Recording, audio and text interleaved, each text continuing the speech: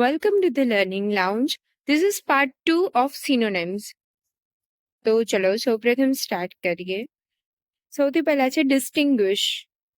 Distinguish એટલે very successful, authoritative and commanding great respect એટલે કે અસાધારણ. જેના સિનોનિમ્સ જોઈએ તો એક્લેમ્ડ, ઓનર્ડ, ડિગ્નિફાઈડ. ત્યારબાદ છે એમ્બેઝલ. એમ્બેઝલ એટલે ગબન કરવું, means steal or misappropriate money placed in one's trust or belong to one's employer. એનો સિનોનિમ્સ છે મિસઅપ્રોપ્રિએટ એટલે કે દુરુપયોગ કરવો.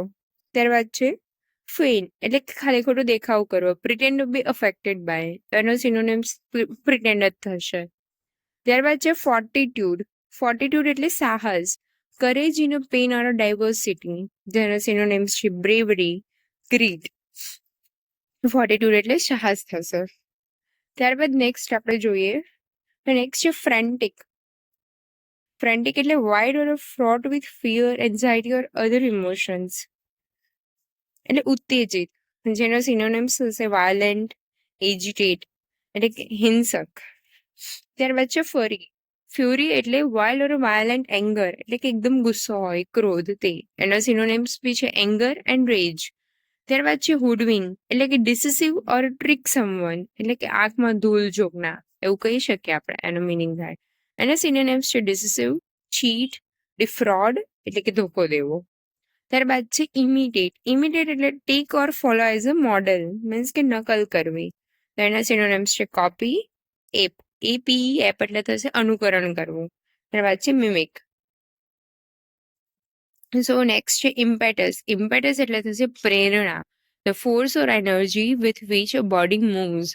એનો સિનોનિમ્સ છે એન્કરેજમેન્ટ, ઇન્સાઇટમેન્ટ, સ્ટિમ્યુલન્ટ. સ્ટિમ્યુલન્ટ એટલે થશે ઉત્તેજક, એન્કરેજમેન્ટ એટલે પ્રોત્સાહન, પ્રેરણા આપણે કીધું ને એના જેવું. ત્યારબાદ છે જેલસ. જેલસ એટલે જલન થવી, ઈર્ષા.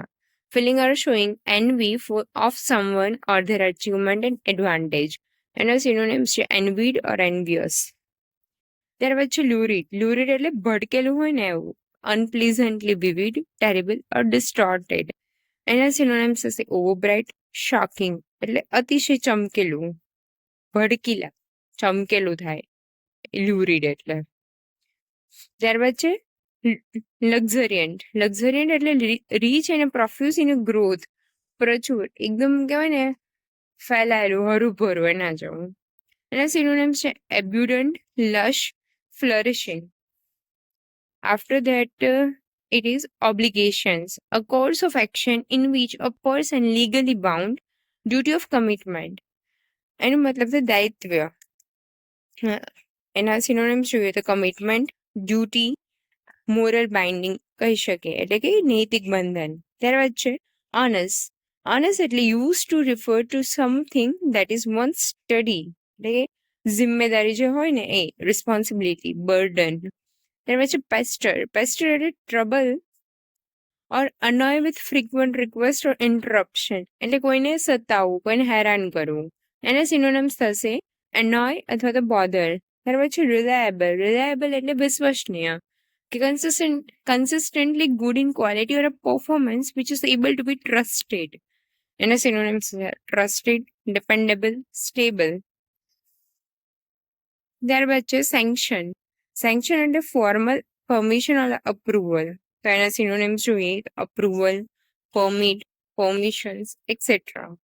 ત્યારબાદ છે સ્ટ્રોલ એટલે કે રેન્ડમ તમે જો વોક કરતો ટહેલવા નીકળીએ તો walk in a leisurely way, walk, saunter, roam, આ બધાના સિનોનિમ્સ થશે. ત્યારબાદ છે sycophant, means a person who acts obsequiously toward someone important in order to gain advantage એટલે કે ચાપલુસી જે કરતો હોય ને એ. એના સિનોનિમ્સ થશે ફ્લેટરર, અડલ્ટરર. ત્યારબાદ છે ટેપિડ. ટેપિડ એટલે ટફિડ એટલે કે સ્લાઇટલી વોર્મ, સ્પેશિયલ લિક્વિડ માટે યુઝ થાય આ વર્ડ. એના સિનોનિમ્સ થશે સિનોનિમ્સ થશે વોક અથવા તો Luke warm. So guys thank you, that's all four today. અને જો તમને આ વિડીયો ગમ્યો હોય તો પ્લીઝ લાઇક, શેર અને સબસ્ક્રાઇબ કરી દેજો આ વિડીયોને. Thank you.